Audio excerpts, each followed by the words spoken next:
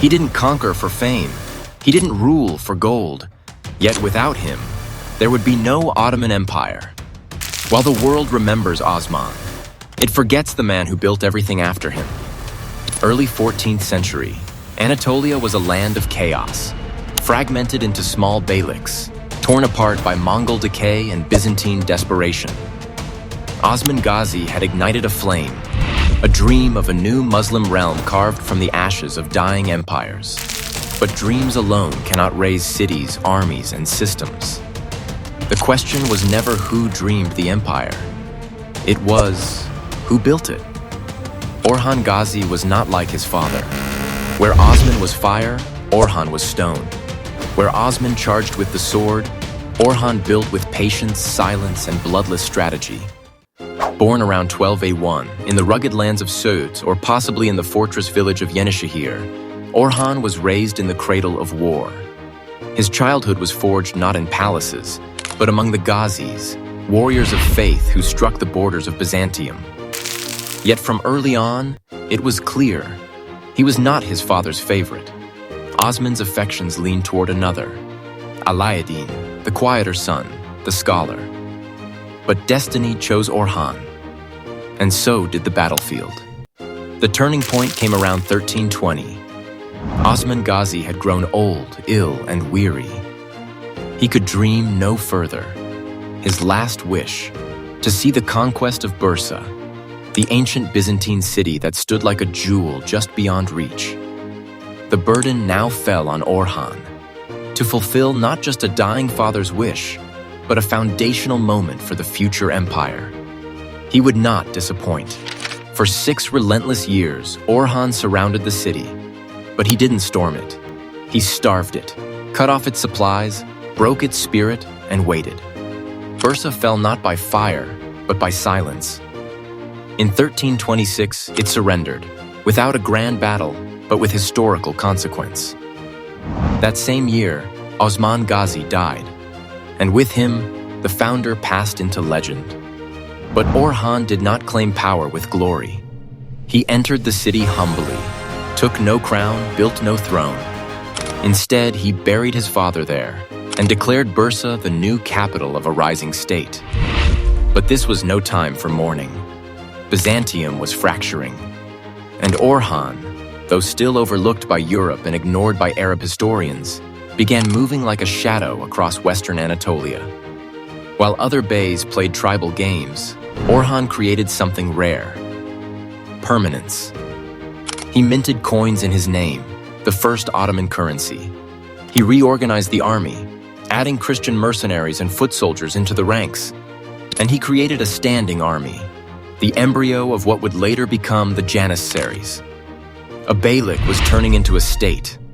History often forgets the quiet tragedies, like the pact Orhan made with his brother Alauddin.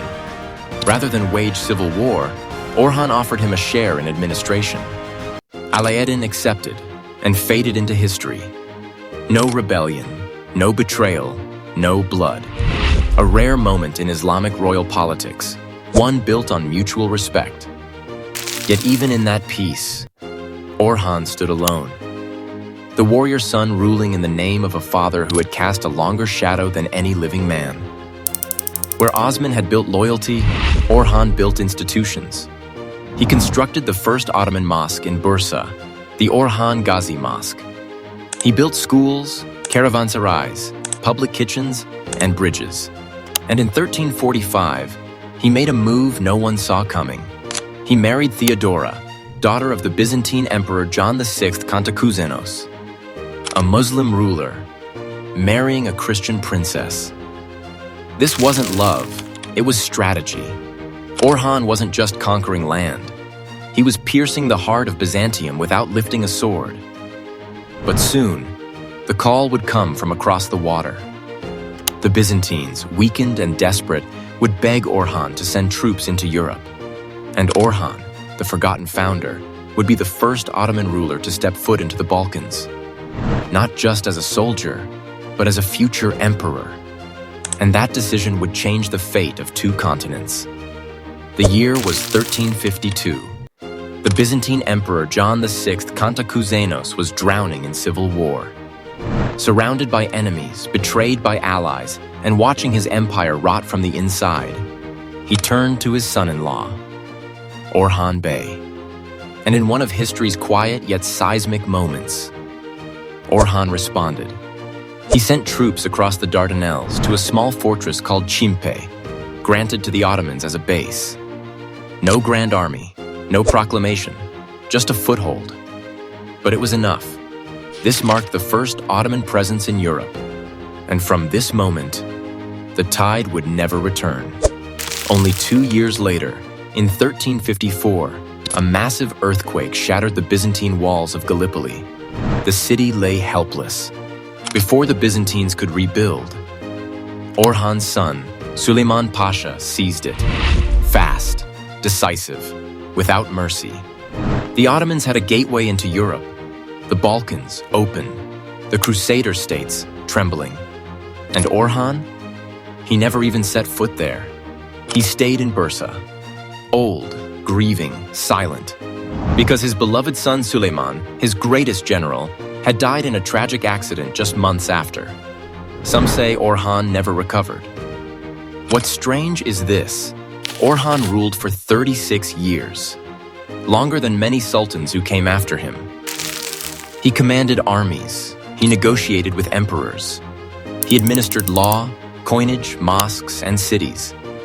But he never called himself sultan. He was always bey, modest, tactical, careful. Was it humility? Or was he haunted by his father's legacy, a founder in the shadows of a legend? Perhaps he knew that his name was meant to build, not shine.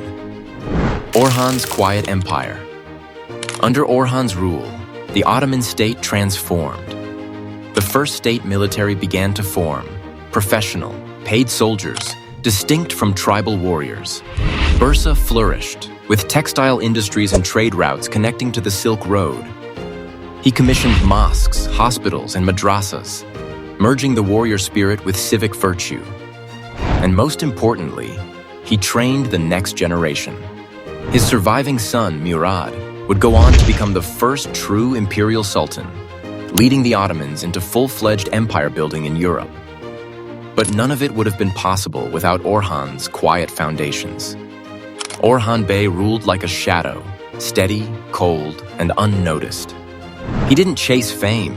He didn't seek conquest for glory. He played the long game, institutions over fame, stability over legend. Yet history remembers the conquerors, the dramatics, the blood and the fire, not the silence.